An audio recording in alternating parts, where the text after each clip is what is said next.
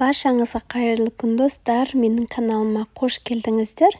Бүгінгі видеода сіздерге бір қамырдан екі түрлі сметаник пирогын жасаудың жолын көрсететін боламын. Өте оңай жасалады және де кез келген сіздің қонағыңызды абыроймен атқарып шығатын пирогтардың бірі деп те айтсақ болады. Міне қарасаңыздар, осылайынан пісіріп, екі түрлі етіп дастарханға ұсынсаңыздар, енді сіздің қонақтарыңызға ұнайды деген ойдамын. Құрамындағы заттарды төмендегі описание бөліміне жазып қалдырамын. Ең алдымен пирогтың қамырын жасаймыз. Ол үшін 2 дана жұмыртқамызды үлкендеу ыдысымызға салып, және де оның үстінен қантымызды салып, венчиктің көмегімен жақсылап араластырамыз.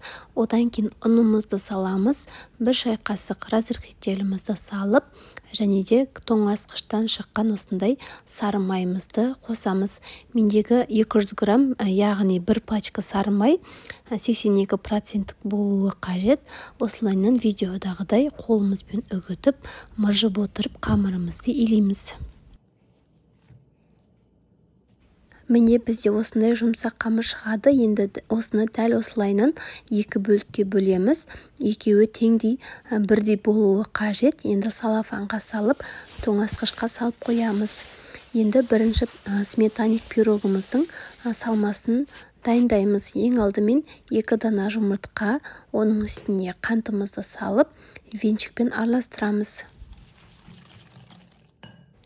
Келесі 20% қаймақ қосамыз. Мендегі президент қаймағы, соның ең үлкенін қостым, яғни 400 граммдығын.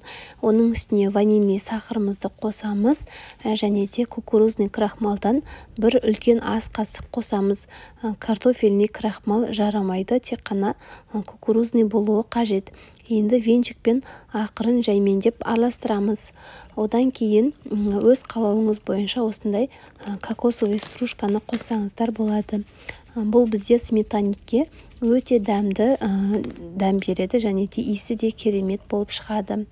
Мінекей біздің салмамыз дайын болды.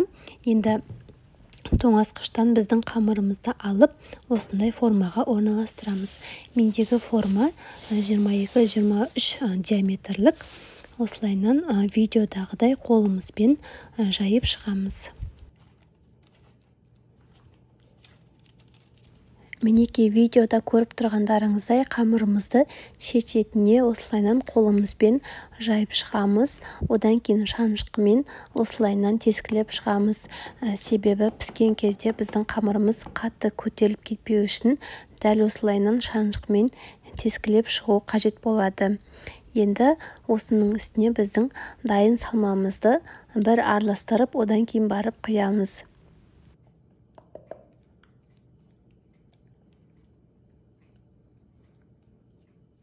Міне салмамызды құйдық. Дәл осылайынан пісірсеңіздер де болады. Бірақ қалауыңыз бойынша жеміс-жидектермен де әсемдесеңіздер де болады. Мен клубника қолдандым. Осылайынан кубиктап турап сеуіп шықтым, және де шет-шетіне де клубникамен әсемдеп шықтым. Осылайынан әдемі етіп пісіріп, тапсырысқа жасасаңыздар да болады.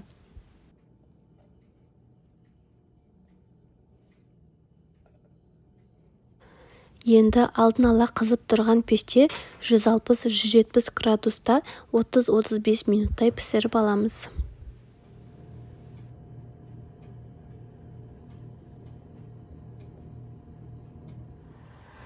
Міне қыздар, менің бірінші сметаник пирогым дайын болды. 30 минутта осылайынан әдемі болып пісіп шықты. Енді келесі екінші сметаник пирогымыздың салмасын дайындаймыз. Ол үшін бізге Қазақстан шоколадынан осындай 1 пачкасы керек болады. Немесе кез келген шоколадты қоссаңыздар да болады. Енді осыны темір ыдысқа немесе кәдімгі микротолқынды пеште ерітіп аламыз.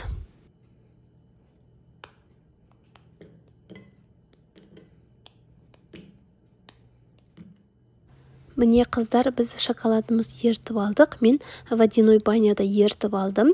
Енді салмасын дайындаймыз. Ең алдымен 2 дана жұмыртқамызды салып, қантымызды саламыз. Жақсылап араластырып, ванильный сахарымыздан 1 шай қасықтай қосамыз. Және де президент қаймағынан қосамыз. 20% болуы қажет.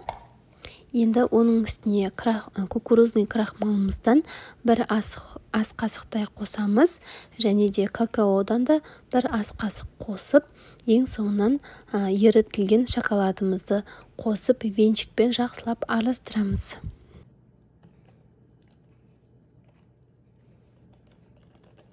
Шоколадты массамызды жақсылап араластырамыз, арасында ешқандай да түйіршіктер қалып кетпеуі қажет. Енді тоңазытқыштағы қамырымызды шығарып, кішкене оқтаумен жайып алып, одан кейін барып формамызға бірінші пирогты жасағандай біздің қамырымызды орналастырамыз. Енді шанышқымен дәл осылайынан тескілеп шығуды ұмытпаймыз. Одан кейін барып салмамызды құямыз. Бетін осылайынан тегістеп шығамыз.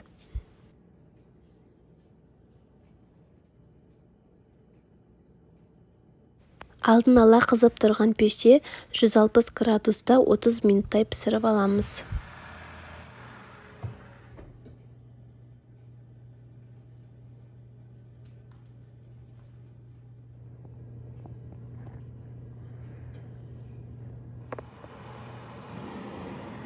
Міне достар, біздің пирогымыз толықтай пісіп шықты. Енді осыны бөлме температурасында суытамыз.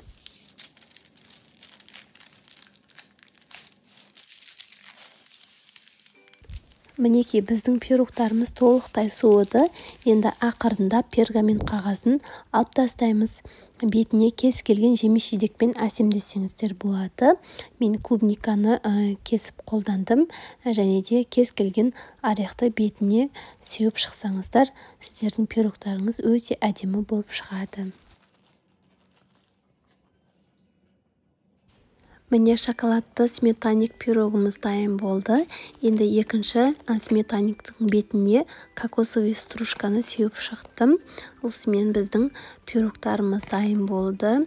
Міндетті түрде осы мен көрсеткен рецепт бойынша жасап көріңіздер, өте дәмді болып шығады.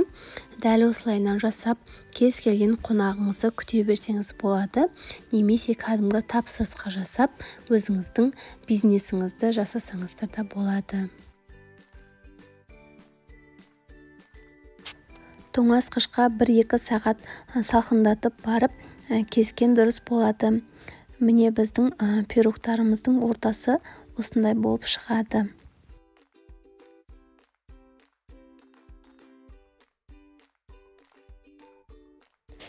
Дәл осылайынан кесіп, екеуінің орнын алмастырып, дастарханға 2 жерге қойсаңыздар болады. Немесе осылайынан араластырып, тапсырысқа жасасаңыздар да болады.